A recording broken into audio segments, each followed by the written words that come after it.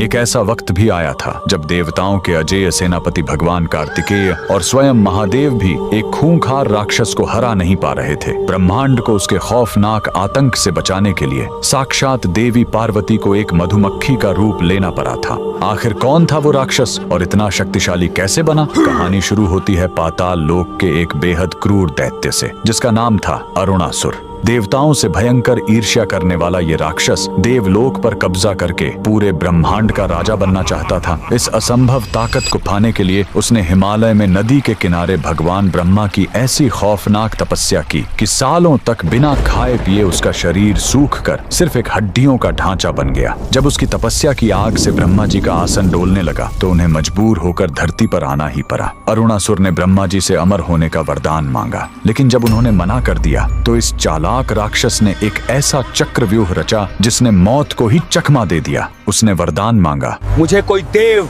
दानव या इंसान न मार सके, कोई 2 पैर वाला या 4 पैर वाला जीव मुझे न मार सके, और ब्रह्मांड का कोई भी अस्त्र शस्त्र मेरा शरीर न काट सके। यह असंभव वरदान पाते ही अरुणासुर को लगा कि वो सच में अमर हो गया है। उसने अपनी विशाल राक्षसी सेना लेकर स्वर्ग पर हमला कर दिया और देवताओं को बुरी तरह पीटकर वहां से भगा दिया। लेकिन उसका घमंड यही नहीं रुका। स्वर्ग को रौंदने के बाद उसने साक्षात महादेव के निवास कैलाश पर्वत पर हमला कर दिया। कैलाश पर भगवान शिव और कार्तिकेय ने उससे भयंकर युद्ध किया, लेकिन ब्रह्मा जी के वरदान के कारण शिव जी के बड़े बड़े अस्त्र भी उस पर बेअसर हो रहे थे। जब उस राक्षस का आतंक अपनी चरम सीमा पार कर गया, तब उसके वरदान का लॉजिक तोड़ने के लिए साक्षात माता पार्वती ने ब्रह्मांड का सबसे भयंकर अवतार लिया। उन्होंने एक विशाल मधुमक्खी का रूप धारण किया, जिसे पुराणों में माता ब्राह्मणी कहा गया है। माता ने कोई शस्त्र नहीं उठाया, बल्कि अपने शरीर से करोड़ों जहरीली मधुमक्खियों,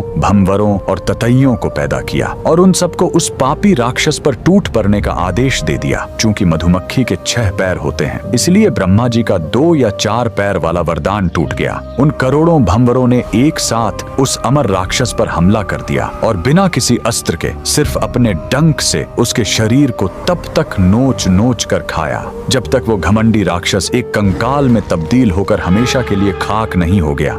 अगर आप भी माता आदिशक्ति के अद्भुत ब्राह्मणी रूप की शक्ति को मानते हैं तो कमेंट में पूरी ताकत से लिखें, जय माता दी।